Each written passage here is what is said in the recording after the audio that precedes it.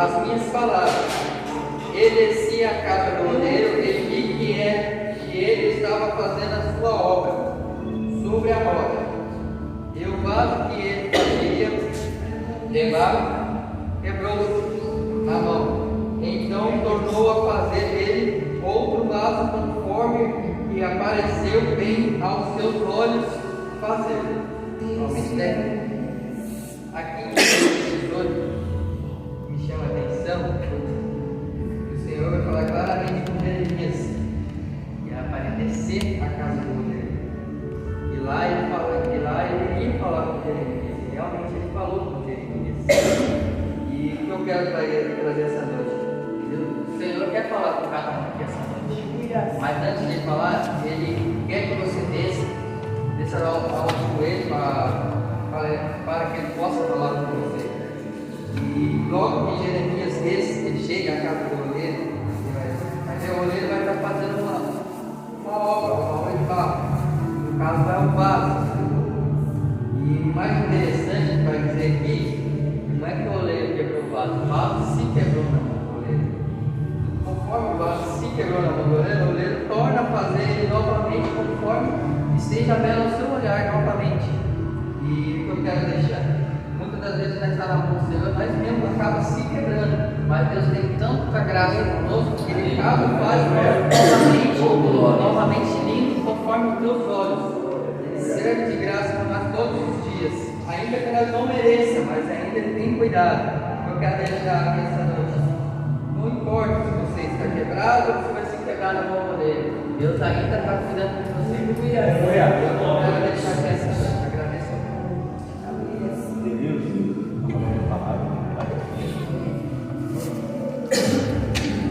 Podemos nos passar. Amém. Eu vou ler aqui em Marcos 2. Diz assim: E alguns dias depois entrou outra vez em Cafarnaum e soube-se que estava em casa. E logo se ajuntaram tantos que nem ainda nos lugares juntos a porta cabia, e anunciavam-lhes a palavra. E vieram ter com ele conduzindo um paralítico, trazido por 4. E não podendo aproximar-se dele por causa da multidão, descobriram o telhado onde estava. E fazendo um buraco, baixaram o leito em que jazia o paralítico. E Jesus, vendo eles, disse ao paralítico: Filho, perdoados estão os teus pecados. Estavam ali assentados alguns dos escribas, que arrazoavam em seus corações, dizendo: Por que diz assim, blasfêmias? Quem pode perdoar pecados senão Deus? E Jesus, conhecendo logo em seu espírito que assim arrogavam entre si, lhe disse: Por que arrazoais sobre essas coisas em vossos corações? Qual é mais fácil? Dizer ao paralítico: Estão perdoados os seus pecados? Ou dizer: Levanta-te e toma o teu leito e anda? Ora, para que saibais que o Filho do Homem tem na terra poder para perdoar os pecados. Disse-lhe ao paralítico: A ti te digo, levanta-te, toma o teu leito e vai para a tua casa. E levantando-se e tomando logo o leito, saiu em presença de todos, de sorte que todos se admiraram e glorificaram a Deus, dizendo: Nunca tal vimos. Essa passagem fala do paralítico de Cafarnaum. E algumas Bíblias diz que os 4 eram amigos do paralítico. Eu fico na parte mais me impressionou foi a parte dos 4 amigos. Que esse paralítico ele era do jeito que ele era, paralítico desde a infância dele. E eu fico imaginando que quando os amigos dele chegaram perto de Jesus, viram até a multidão e não conseguiram entrar. E quando eles olharam para o teto, eles viram uma solução para colocar o paralítico para ser curado naquele momento. E assim foi feito. Eles abriram o telhado e abaixou o paralítico para ser curado. E nessa noite eu te faço uma pergunta: onde seus amigos estão te colocando? O paralítico foi curado através dos amigos dele, através de 4 amigos. Aonde seus amigos estão te levando? Eu vivi uma experiência com Deus esse tempo que foi uma anos eu vivi uma situação que eu falei, Deus, agora eu quero te servir direito.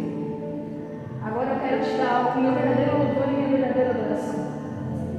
Eu orei para Deus e falei, Deus, eu quero que o Senhor arranque tudo aquilo as pessoas que não pertencem a minha vida. Eu era rodeada de amigos, rodeada. Eu falei essa simples oração, Deus, a partir de hoje, tira tudo aquilo que não pertence a mim, a te adorar, as pessoas. E eu me deparei numa cena que até o minha melhor amiga, Deus tirou. Tirou tudo. Porque eles não estavam me levando para ser curada de Deus. Aleluia. Eles não estavam me aproximando para perto de Deus. E quando eu vi uma situação que eu estava sem ninguém, eu falei, Deus, renova as amizades. E Deus começou. Deus me deu amizades novas e as amizades antigas que eu me afastei, que me faziam bem, Deus trouxe de volta para mim. E assim foi com esse paralítico. Os 4 amigos deles levaram ele até Jesus, porque ele não tinha condições para ser curado. E essa pergunta que eu te deixo nessa noite: aonde os seus amigos estão te levando? Amém? Está todo mundo passando amém? Amém. Quase que eu chorei do Mateus agora, porque ele quase que deu onde eu ia ler. Quero ler aqui Jeremias, capítulo 1, versículo 5. Versículo 11, que diz assim: antes que eu te formasse no ventre, te conheci, e antes que saísse da madre, te santifiquei, as nações te dei por profeta. Versículo 11: e veio a mim a palavra do Senhor dizendo: que é que vês, Jeremias? E eu respondi: vejo uma vara de amendoeira. Irmãos, nós conhecemos essa história de Jeremias, onde Deus dá uma visão para ele e pergunta: o que é que vê, Jeremias? E ele responde: Senhor, eu vejo uma vara de amendoeira. E eu fui pesquisar o que significava essa vara de amendoeira. Essa vara de amendoeira, ela é uma das poucas árvores que ela não persegue o seu fruto, que ela dá fruto antes da primavera. Ela dá fruto antes das outras árvores. Aí olha que interessante, Deus mostra para ele e confirma o versículo 5: antes que eu te formasse no ventre, te conheci. Esse é o Deus da antecipação. Além de ele falar com Jeremias: antes que eu te formasse no ventre, te conheci. E sabe o que é interessante, irmãos? Que às vezes Deus fala conosco, mas ele precisa confirmar com uma visão. Jeremias já sabia que ele era escolhido até antes dele nascer, mas mesmo assim não nasceu hoje. Deus mostra para ele: o que é que vê, Jeremias? É Deus falando: eu te conheci, eu te formei, eu estabeleci um propósito na sua vida antes mesmo de você nascer, e mesmo assim você não acredita. É Deus falando: Jeremias, eu sou o Deus da antecipação. Eu sou o Deus que conheço você antes de você ser formado. E nós, irmãos, precisamos confiar quando Deus fala. E mesmo não confiando, Deus mostra em nós a revelação. E assim como a Gina fez uma pergunta, eu quero fazer uma pergunta para nós nessa noite: o que é que você está vendo?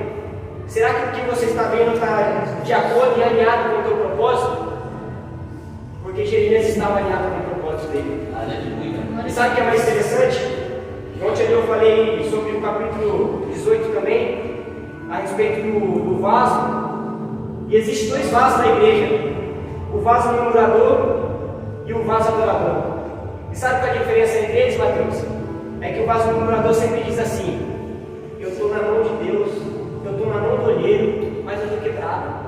Agora o vaso adorador diz assim: eu estou quebrado, mas eu estou na mão do olheiro. O vaso adorador ele fala: independente da circunstância, eu estou na mão do olheiro, eu estou na mão do Senhor. Então, independente do que você está passando, irmãos, você tem que ser um vaso adorador, um vaso que adora em meio às trincas, em meio às falhas, em meio aos degraus que você desce, ao meio aos tropicões que você leva. Tem que continuar adorando, porque é toda a honra e toda a glória seja dada a Ele.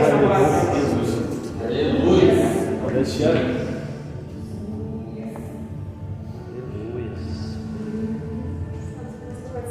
Amém.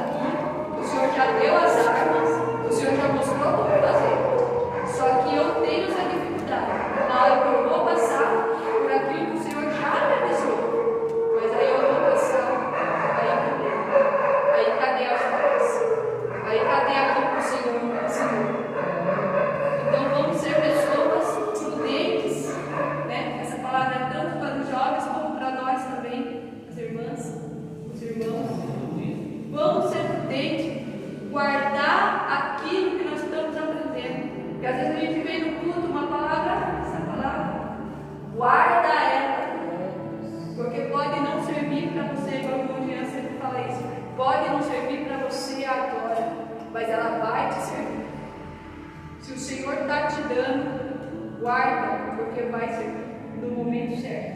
Tudo que nós aprendemos, né, uma coisa que ninguém pode tirar de nós é aquilo que você aprendeu, porque não existe desaprender.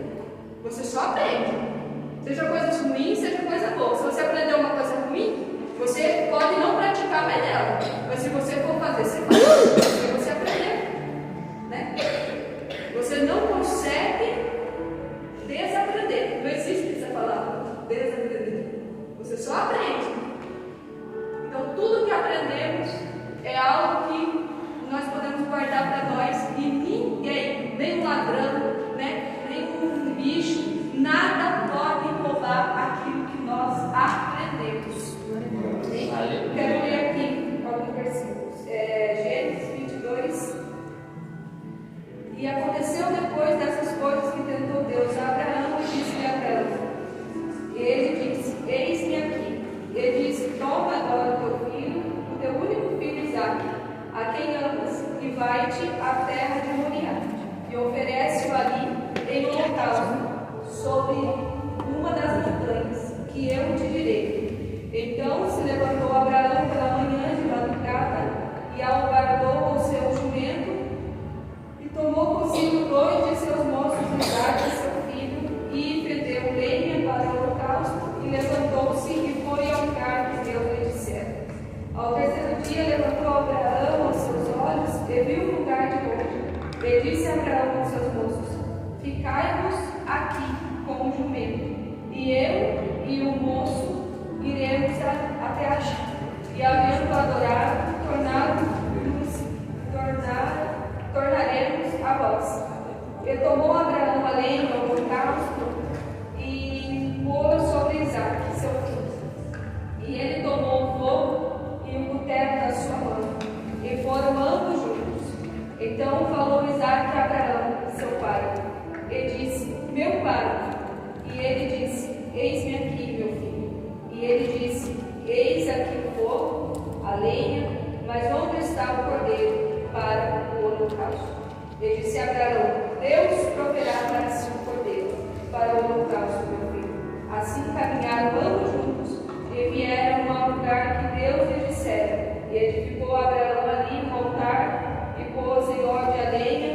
Eu não vou ler todo, porque os irmãos foram bem conhecedores dessa palavra. Né? Uma atitude de muita fé, né, de Abraão. Porque muitas vezes nós passamos por coisas na nossa vida que nós achamos que, meu Deus, que fim que vai ter, né? Qual é o fim? Como aqui o filho, como Isaque perguntou para Abraão, aonde estava o cordeiro? Mal sabia ele que era ele mesmo, né? Que estava sendo levado para ser crucificado ali. Mas o Senhor é o Deus que, quando chega a hora certa, quando nós entregamos tudo ao Senhor, tudo mesmo. Abraão estava entregando tudo ao Senhor aqui, porque o filho, para a gente, nós que somos mães, temos pais aqui também, é como se fosse tudo para a gente. Tudo tem que ser Deus, mas o nosso filho, se alguém pedir o seu filho, não tem dinheiro no mundo que a gente possa trocar o filho dele. E Abraão, prontamente, quando o Senhor pediu, ele foi. E quantas coisas na nossa vida, que muitas vezes não é nem filho, mas coisas da nossa vida, situações da nossa vida que nós não queremos entregar na mão do Senhor.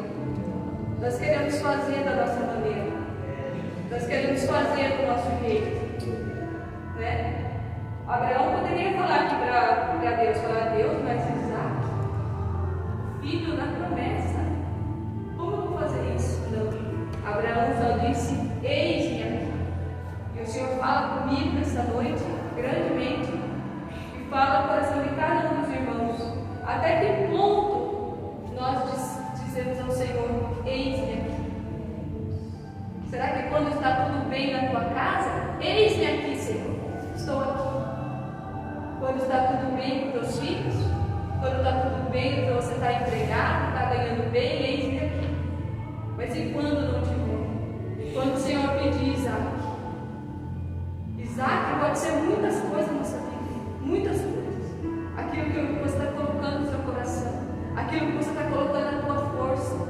Por muitas vezes, eu coloquei muita força, sabe, sobre um problema, coloquei muita dedicação sobre aquele problema, que não era para colocar, que é somente para pegar e levar para a presença do Senhor. E quem vai fazer é Deus, e o Cordeiro, Ele proverá. E eu, eis-me aqui, Senhor. Amém? Essa é a minha palavra. Só quero ler um versículo rapidinho aqui, que a palavra usa a minha. Eclesiastes capítulo 3. Tudo tem o seu tempo determinado. E há tempo para todo propósito debaixo do céu.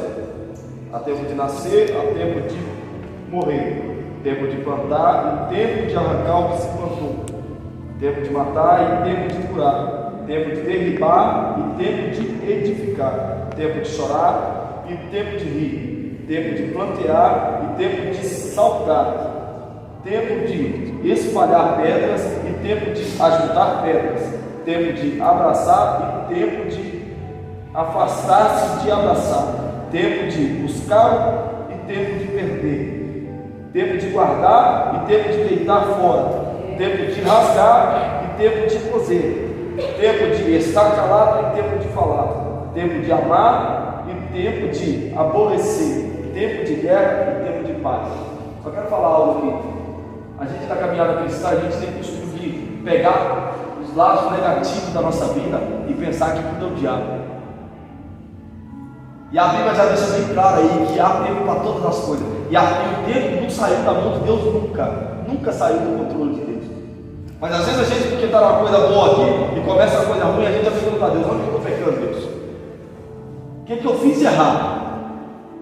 E às vezes a gente não tem maturidade espiritual naquele momento para entender que é o processo de Deus. Agora me fala aqui, quem que aprende na fartura? A gente aprende na dificuldade, a gente aprende na luta, a gente aprende na dificuldade, no deserto, no mar. É assim que a gente aprende. Então, por meio que a nossa geração tem dificuldade de entender quando Deus fala: o tempo é esse, terminou o elo, acabou. Tudo tem um elo. Isso a Bíblia deixa claro aqui. Há tempo para todas as coisas. E tem pessoas que às vezes, como a Angelina falou, que Deus permitiu afastar. Mas tem pessoas que a gente olha assim e fala assim: graças a Deus que afastou. Mas a pessoa não é má, gente. Mas às vezes é necessário o propósito de Deus para se cumprir. Porque às vezes a pessoa afasta de gente e a gente fala assim: graças a Deus, não estava pronto para ir junto comigo para o meu ministério. Não é que não estava pronto, mas no momento que precisava ser usado, Deus usou. Mas há um tempo que Deus fala: já foi o suficiente. Agora é hora de caminharmos sozinho. Agora é hora de você continuar, que eu vou colocar pessoas diferentes no teu caminho. Imagine Moisés naquela caminhada, quantas pessoas se passaram perto de Moisés, aconselhando Moisés, ajudando Moisés. Imagine se você levasse a sério, a ponto de chegar um dia o seu sogro pedir conselho. O sogro dele falou com ele: Moisés, está pesado, mas escolha alguém para caminhar contigo. Mas o conselho dele não foi pro resto da vida. As pessoas que caminham com a gente têm um limite de tempo também. Tem um limite de tempo também. Não é porque as pessoas pararam de seguir a gente, pararam de caminhar com a gente, quer dizer que a pessoa é ruim. Não. Há um tempo, há um propósito de Deus. Há um propósito de Deus debaixo do céu para todas as coisas. E a gente precisa ter sabedoria e falar: Deus, me ensina a entender o seu propósito e o final das coisas que o Senhor coloca na minha vida. Porque quando a gente aprender a entender, a gente está preparado para aquilo novo que Deus vai trazer para a nossa vida. Em nome de Jesus. A leitura por hoje.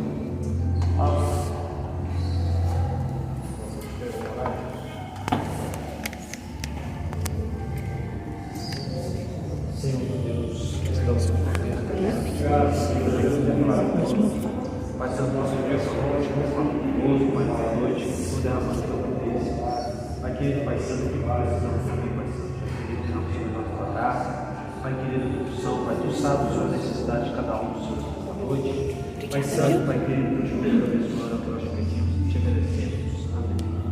Tiago, Pai, uma coisa. Irmãos, o que é interessante? Eu ia mandar uma mensagem para o Mateus hoje. para o Tiago pregar hoje. E eu orando, eu falei assim, não, vou mandar mensagem para o Mateus, vamos ver se for da vontade de Deus, ele vai aparecer aqui. E eu não tenho contato com o Tiago, agora atualmente eu não tenho contato dele, mas eu conheço o Mateus trabalha com ele, e eu ia mandar mensagem para o Mateus. Então Deus conhece o nosso pensamento também, gente. Deus conhece o nosso pensamento dele. Na hora que eu levantei a cabeça minha de verdade, eu falei assim, tem como eu falar não, porque eu falei com Deus assim, Deus aprovou, então é Deus que manda.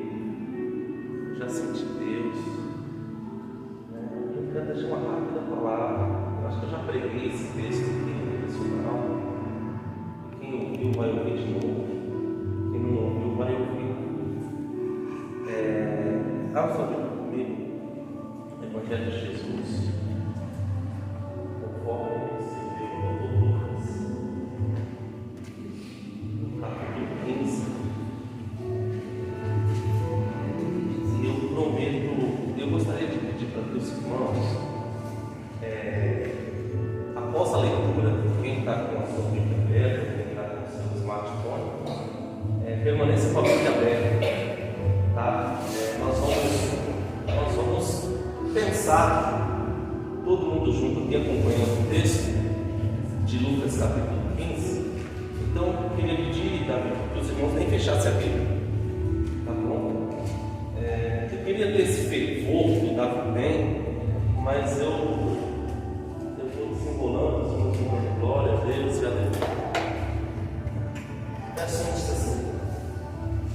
Chegaram-se a ele todos os publicanos e os pecadores para ouvir.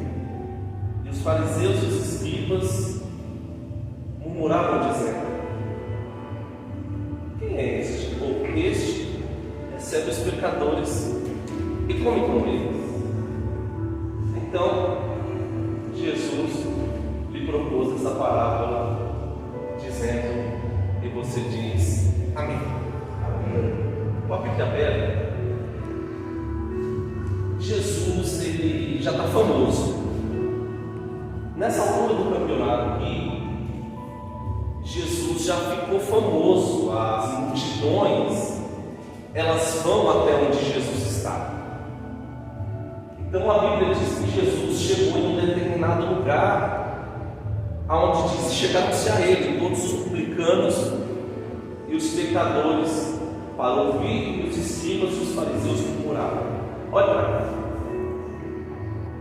Jesus está numa casa. Na época não tinha uma igreja iluminada grande assim para Jesus pregar. Era nas casas. Já pregou em casa, né? Nem todo mundo vê o culto. Tem uns que ficam na cozinha e só ouve. Agora imagina uma multidão chegando numa casa. Não era 20 pessoas igual aqui, era uma multidão. Não tinha microfone, não tinha uma guitarra boa, não tinha bancos para se sentar. Jesus está na casa. Só que a lei dizia que o proprietário da casa ele tinha que colocar algumas cadeiras, alguns assentos logo na frente do pregador, que no caso é Jesus. Então esses assentos serviam para os fariseus e para os doutores da lei.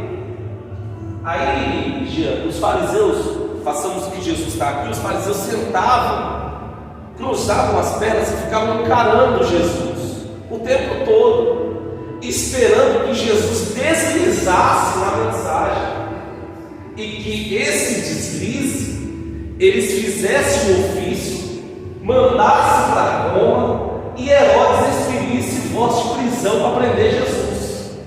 Então, irmãos, eles passavam o culto inteiro olhando, dizendo assim: ele vai falar alguma coisa contra a lei agora, ele vai dar uma deslizada agora, ele vai dar uma vacilada agora. Então eles fitavam os olhos de Jesus, né, e ficavam encarando. Aí o texto diz assim: e chegaram-se a eles os publicanos e os pecadores para ouvir. e os escribas e os fariseus murmuravam. Lucas então está escrevendo que em um desses cultos tinha 4 tipos de pessoas: os publicanos, os pecadores, e no verso 1 diz foram até Jesus. Quem são os publicanos? Os publicanos eram aqueles homens que na época passavam de porta em porta e cobravam imposto. Hoje em dia a gente contribui com o governo, com a União. Você compra um copo d'água, você paga imposto. Você compra uma Bíblia, você paga imposto. Tudo paga imposto. É assim que gira a máquina da economia. Na época não. Na época você estava na sua casa e o publicano, que é o cobrador de imposto, de casa em casa, juntava-se todo o imposto da região e mandava para Roma, para que Herodes fosse bem desejado. Só que esses cobradores de imposto, quando passavam na rua, todo mundo olhava de cara feia para eles. Todo mundo olhava de olho torto, porque quando os cobradores de imposto passavam, o povo dizia: lá vem os ladrões, lá vem quem pega 10, entrega 6 e fica com 4. Lá vem aqueles que roubam, lá vem os que pegam 5, ficam com 4 e só entregam 1. Não tinha auditoria, né? Então, quando os cobradores de imposto passavam na rua, o povo olhava de cara feia, fazia olho torto, ficava de burburinho. Só que daí Lucas diz que os cobradores de impostos foram para o culto, foram ouvir Jesus, mas eles não foram sozinhos. Ainda com a Bíblia aberta, olha o verso de número 1: e chegaram-se a ele todos os publicanos e os pecadores. Olha para cá, os cobradores de impostos não quiseram ir sozinhos, eles se juntaram com os pecadores. E eu acho que aqui eu não preciso muito explicar o que é um pecador, né, Jean? Pecador por pecador, acho que todo mundo aqui sabe o que é um pecador. E Lucas vai mais e diz assim: e chegaram-se a ele os publicanos e os pecadores para fazer o quê? Para ouvir. O verso 2 vai falar de mais 2 tipos de gente, que são os fariseus e os escribas, aqueles que estão nas primeiras cadeiras. E os fariseus e os escribas chegam, vão para o mesmo culto. Só que o texto diz assim, Evangelina: e os fariseus e os escribas murmuravam. Por que, Senhor? Na mesma igreja que vem gente para ouvir, tem gente para murmurar. É normal. Mas aí, Tiago, tinha gente murmurando nesse culto? Tinha. E olha que o pregador do culto, Davi, era Jesus. Se no culto que Jesus está pregando tem gente reclamando, imagina no culto que eu prego, imagina no culto que o Jean prega. Se no culto que Jesus prega vem gente para cruzar as pernas e pôr defeito, imagina no culto que o Davi está cantando. Só que isso não intimida Jesus, porque Jesus disse: eu tenho uma palavra para pregar hoje.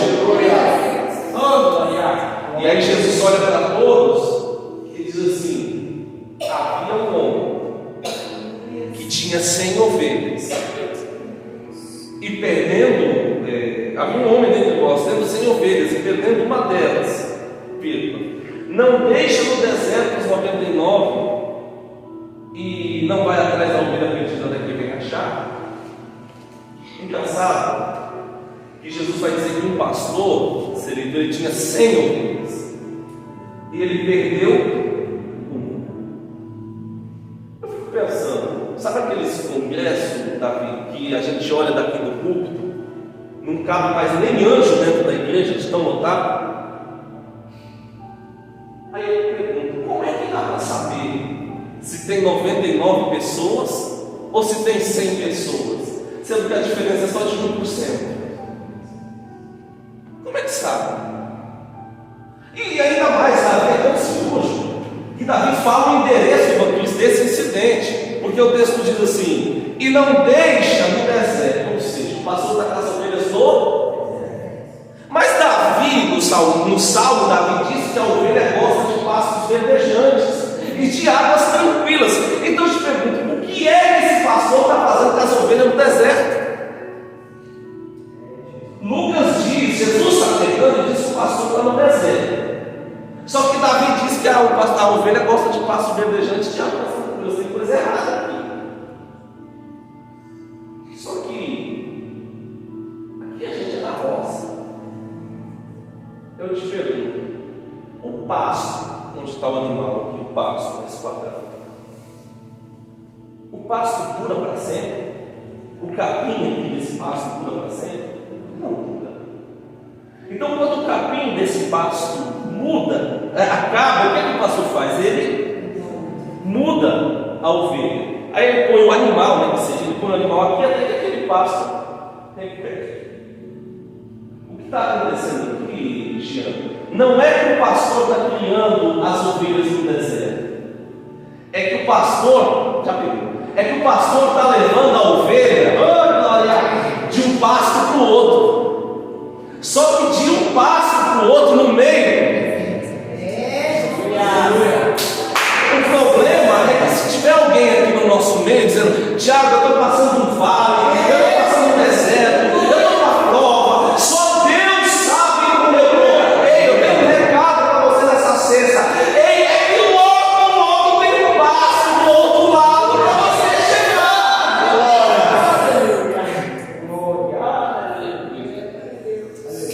Só que o passo, o deserto, ele é cumprido. Não atravessa o deserto num dia. Aí, irmão, na tarde do primeiro dia, o pastor monta um aprisco, monta um cercadinho, põe as ovelhas dentro, fica um guarda na porta para que os lobos, as raposas do deserto não devorem o aprisco, não dizimem todo o arraial das ovelhas. Chegou a tarde do primeiro dia da noite, o pastor está na porta. 2, 97, 98, 99. Mas quem é que nunca errou, contando alto assim, uns 60 por 70 e mistura tudo na cabeça? O pastor vai dizer: eu vou contar de novo, porque vai que eu errei. E aí é 97, 98, 99. Está faltando uma. O problema é o que essa uma saiu. Sendo que no aprisco tinha comida e tinha água. Às vezes parece que dá mais vontade de comer os cachorro-quentes que tem lá fora do que ficar comendo a comida que tem dentro do aprisco.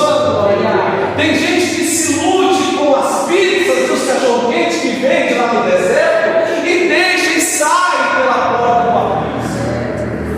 Só que daí o texto diz, o pastor falou: eu vou atrás dele. E ele sai.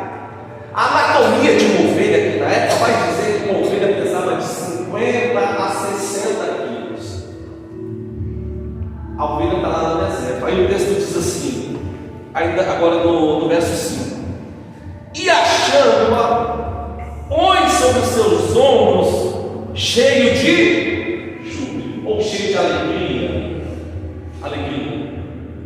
Sara, eu estou falando de um pastor que foi procurar uma ovelha no deserto, 50 quilos, Felipe, no meio do sol. Já foi na praia e pisou na areia quente da praia, não queima o pé.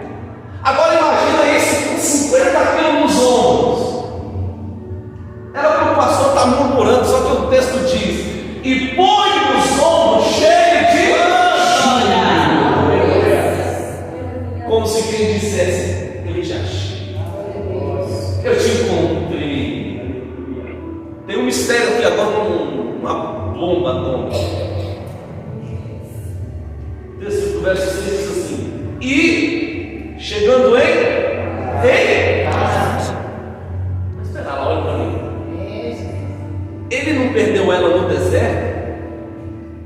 Por que é que ele foi para casa? Não foi no deserto que ele estava? Porque quando ele acha, quando ele põe no ombro, ao invés de voltar para o deserto, ele não volta para o deserto, ele vai para casa. Sabe por quê? Porque quem está no ombro do pastor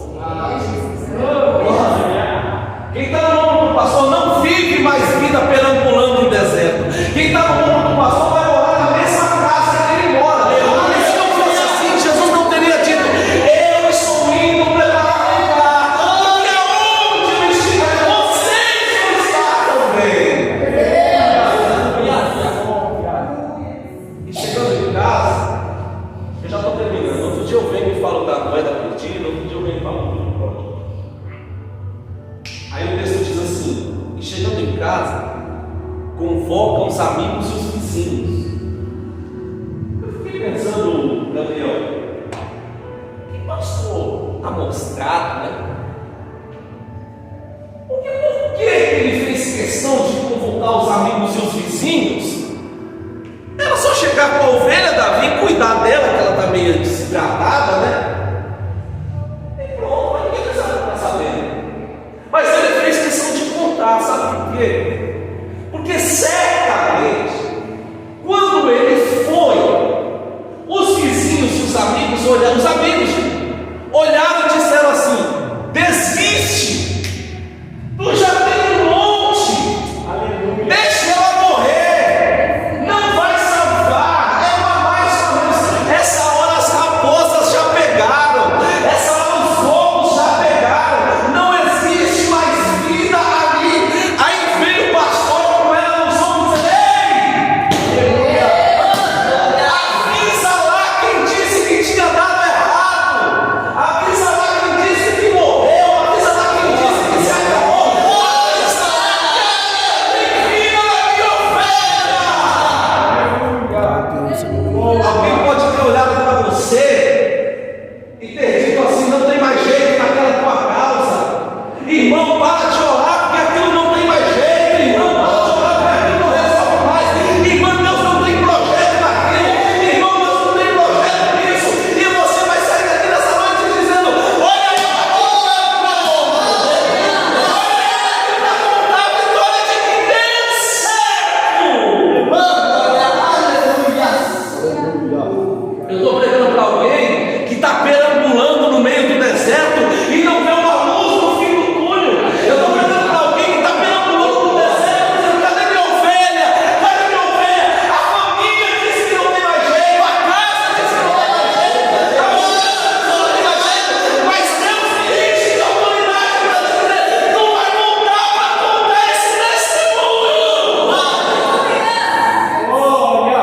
Fica de pé. Aleluia. Oh glória. Oh glória. Oh glória.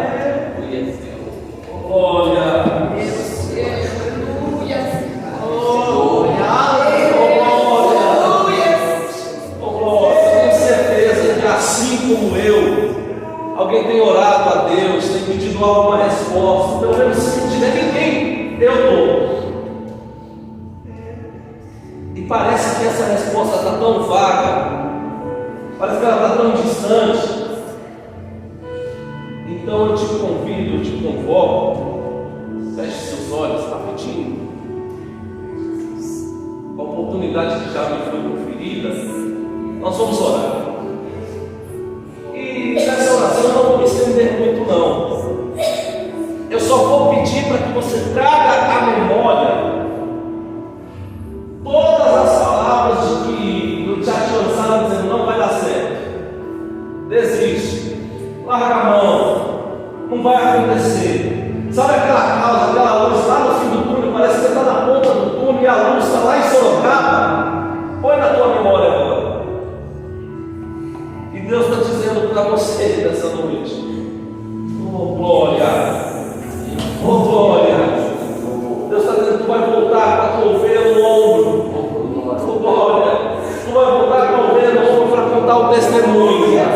Quem não acredita vai ver. É por isso que eu vou fazer.